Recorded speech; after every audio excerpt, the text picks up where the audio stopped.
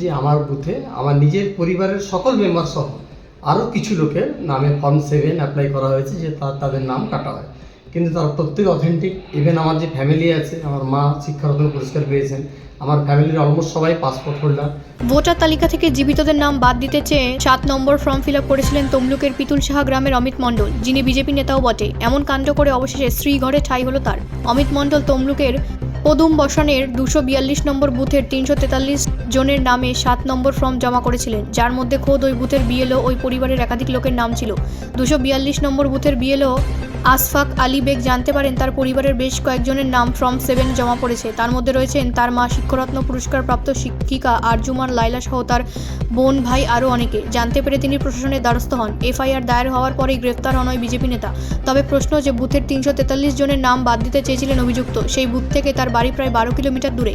কিসের ভিত্তিতে ফর্ম 7 দাখিল করলেন, সেই উত্তর খুঁজছে জেলা প্রশাসন। এলো সে একটা অভিযোগ করেছে যে তার পরিবারের নামে এবং তার মা যে সিটিজেন নয় এরকম করে ফর্ম 7 পূরণ করেছে বিজেপি নেতা, এবং একাধিক ফর্ম 7-এ একাধিক নাম রয়েছে। তো এই জায়গায় যে এই কাণ্ড করছে এবং তাকে পিসি নিয়েছে, 7 দিনের রিমান্ড নিয়েছে, তো এই বিষয়টা কি বলবেন? এটা শুধু এখানে নয়, এটা গোটা রাজ্য জুড়ে বিজেপির একটা প্রক্রিয়া শুরু হয়ে গেছে যে করেই হোক মৃত মানুষদের, যারা জীবিত আছে তাদের নামগুলোকে কেটে মৃত মানুষে পরিণত করতে হবে। এই কাজের কর্মসূচি হিসাবেই কিন্তু এই কাজগুলো এরা করছে। অবাক করা ব্যাপার, যিনি বিএলও সাধারণ মানুষের হয়ে কাজ করছেন, তার পরিবারের নামেই মৃতদের তালিকায় চলে যাচ্ছে। মানে এর চেয়ে ভয়ানক জিনিস বিজেপি তৈরি করতে পারে এটা ভাবা যায় না।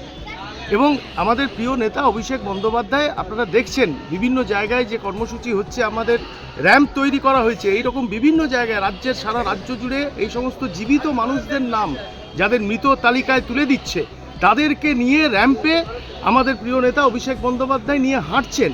সুতরাং রাজ্যবাসীর কাছে এটা একদম পরিষ্কার, রাজ্যের মানুষের কাছে পরিষ্কার, এই বিজেপি নামক রাজনৈতিক দলটা যে করেই হোক পশ্চিমবাংলার ভোটার তালিকা থেকে মানুষের নাম বাদ দেবে, তার একটা পরিকল্পনা হিসাবে এই রকম কাজ চালিয়ে যাচ্ছে।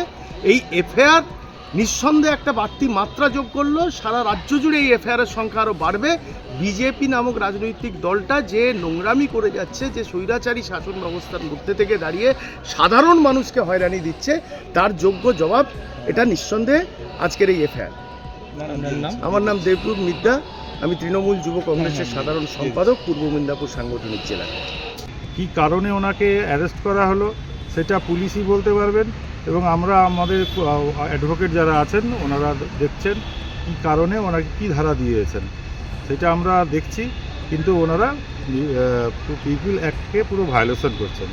এটা নির্বাচন দপ্তর তাহলে ফর্ম 6, 7, 8 এই সব ফর্মগুলো বের করতেন না, কেন এ করেছেন? তৃণমূলের দালাল হয়ে পুলিশ এই কাজগুলো করছেন। মানে এটা কি পুরো রাজনৈতিক শিকার? পুরো রাজনৈতিক শিকার। নির্বাচন দপ্তরকে বুড়ো আঙুল দেখাচ্ছেন এই তৃণমূল সরকার আর তার এই চটিচাটা পুলিশগুলো। যখন ফর্ম 7 আছে এই অবজেকশন দেওয়ার জন্য ফর্ম, তাহলে উনি সেটা করেছেন, বিজেপির কর্মী অবজেকশন দিয়েছেন, কিন্তু ওনারা তো নির্বাচন দপ্তরকেই মানছেন না। যে কোনো সাধারণ মানুষ কারো ওপর সন্দেহ হলে উনি অবজেকশন দিতেই পারেন, সেটা নির্বাচন দপ্তর, তো ওনারা দেখবেন ঠিকঠাক আছেন কি না। তো এটাই হলো, তাকে নানান রকম ধারায় কেস দিয়ে তাকে জেলে ঢুকিয়ে দেওয়া, এটা পুরো পিপল অ্যাক্টে ভায়োলেশন করছেন।